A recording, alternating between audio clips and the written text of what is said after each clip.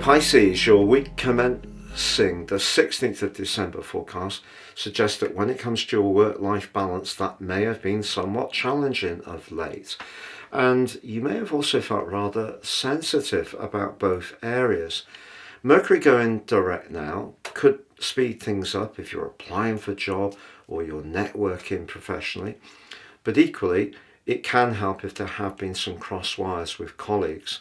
But the Sun, continuing in that area, asking you to take your ambitions seriously, is conflicted by your ruler Neptune right at the heart of this week. You could feel a bit confused as what to do, to be honest. Also, your traditional ruler Jupiter is squaring up to Saturn in your sign, which reaches a peak next week. And that is one that can see you feel a bit closed in. Saturn over the last couple of years may have diminished a degree of your energy. Jupiter in retrograde in the fourth house, which is where the full moon was. It is very, very good for understanding more about what makes us tick, or developing your home, or moving to somewhere that fits your needs more acutely. But of course, Jupiter is about growth and Saturn can be more about limitation. So something may feel a little stuck there as well. However, Jupiter does forge quite the link with Venus by the end of this week. And in traditional astrology, Jupiter and Venus are the two planets of fortune. It's possible, Pisces, that you have a secret admirer, and it could be someone that you already know. Now, I don't say this lightly because language is very powerful, but Jupiter's in the fourth house of home and family. That's where the full moon was, whereas Venus is in the most sheltered part of your scope, the 12th house.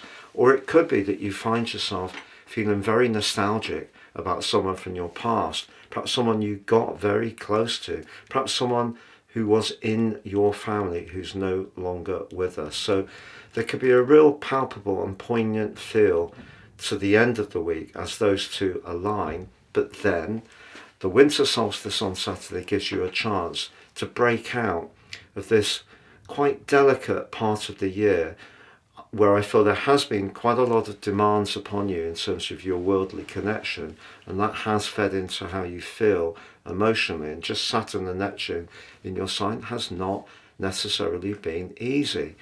But by the end of the week, the Sun climbing into the 11th house, that's much more social. It's also much more to do with networking. It's much more to do with interacting. It also forges a T-square with the North Node. If you do get together with friends towards the end of this week, or go out with a group of colleagues, you may well want to make merry with that particular square. But also remember, the North Node is going to inverse into your sign on the 11th of January, the true North Node. And that gives you an opportunity to really set your sights on what's right for you, the individual. And because you're still going to have Saturn and Neptune with you, in Saturn's case, it's going to be with you for 9 months of the year.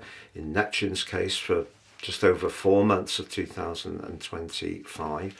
And they're still going to be encouraging you to get what you need as an individual, along with the eclipse series that's going to be working its way through your sign. So there's a lot for you to go for. And if one of the areas that hasn't been working for you of late, and you just feel that whatever occurs this week with Mercury direct and the Sun going into your 11th house, you still don't feel really that settled, just be aware that you're going to have an opportunity to take a much firmer grip on your life direction, the tiller of your life direction, as you make your way into the new year. And the good news will begin from the 3rd of January with the gorgeous Venus pitching up in your sign.